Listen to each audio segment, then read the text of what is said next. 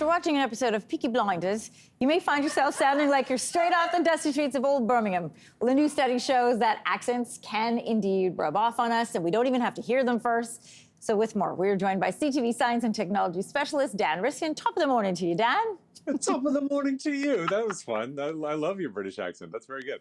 Thank you so much. All right, I'm glad that you recognized it. This study was authored by a linguist at the University of Pennsylvania, and it started with a word game, and it worked like this. Participants listened to someone with an accent from the southern U.S. and then had to pronounce a series of words. So what were the results? I can only imagine. Yeah, so the noise that they were really focused on in this study was the noise you make when you say the word ride or dine. Now, if you're from the Midwest or even from Canada, you say it sort of the way I said it. But if you're from the South, it'd be more of a rad or a dan. And so what they were trying to figure out is what triggers people to change the way they're talking into more of a Southern way of saying it. So they would do it as a word game where they say, if at first you don't succeed, what should you do? And then the person would say out loud the word try. And they would measure how much of a Southern accent they have using using computer software. But the trick was the person didn't know they were having their speech evaluated, and they were either reading the question, or it was being asked from someone from Ohio, or it was being asked by someone from Mississippi. And what they found is that when the person asking the questions is from the South, people said it with a bit of a Southern accent. But the kicker is, they weren't copying that person because the whole study was designed in a way so that the Southerner never made that noise. The Southerner spoke other words, so you knew they had a Southern accent, but they never made that rad noise. And so the fact that the person listening to them went ahead and said that noise with more of a Southern drawl shows that there's something cognitively happening where you're not just parroting what you hear, but you're actually anticipating what the accent would do for that word and then changing your own way of speaking to fit it. A Southern accent, or my version of a Southern accent, is what I've done for a long time, even before I had nieces and nephews from Tennessee. And the accent that the participants might have heard sounded something a little bit like this. This is Dallas Cowboys owner Jerry Jones. Have a listen. And I really want to make sure that I'm clear about that and communicate. There's no door shut here tonight. None, anywhere is shut.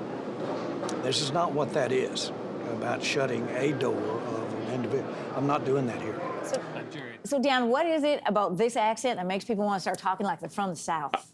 I don't know, but I'm the same way. It's what's really interesting about accents is that we sort of have this idea, or at least I have this idea, that I'm from Edmonton. I have an Edmonton accent, and that should be my accent for my whole life, no matter what happens. But when you live in different places and you move, you change the way you talk a little bit. So I've lived in Toronto for several years. Before that, I was living in the States. And so when you live in the States, nobody pronounces about properly. Everybody says about. And so what happens to your accent? And I have friends who, after I lived in the States for 4 years, told me, Dan, you talk kind of normal now, but when you first got here, you sounded like you were making fun of Canadians. You had such a thick accent. And I was sad to know that I'd sort of lost my Edmonton accent. But what this study shows is that we do change the way we speak depending on the circumstance. And you speak differently to your family, or you speak differently to, when you're giving a presentation at work, or when you're on TV in your case, or, even when you're talking to Siri, you use different sort of dialects for those circumstances. And that's a normal part of how humans talk. Listen, you haven't lost your Edmonton accent all that much because you said Edmonton, not Edmonton.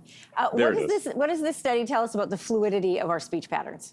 Yeah, what it really points to is the fact that we do shift the way we talk over time and even in the moment. And this isn't some shortcoming that we have where we're instantly making fun of the people we talk to, but that we actually do pick up what the other person's saying, and we respond in a way that makes that communication a little bit more smooth, more fluid. And so it's a big part of how the brain works, how it learns, and how it ultimately communicates to other people. And so it's, in a way, it's to be embraced, the fact that we have this versatility and that we tap into it sometimes subconsciously.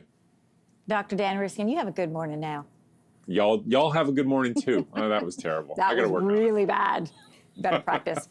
Hey, thanks for watching. If you liked this, be sure to subscribe here, or you can check out more Your Morning videos right here.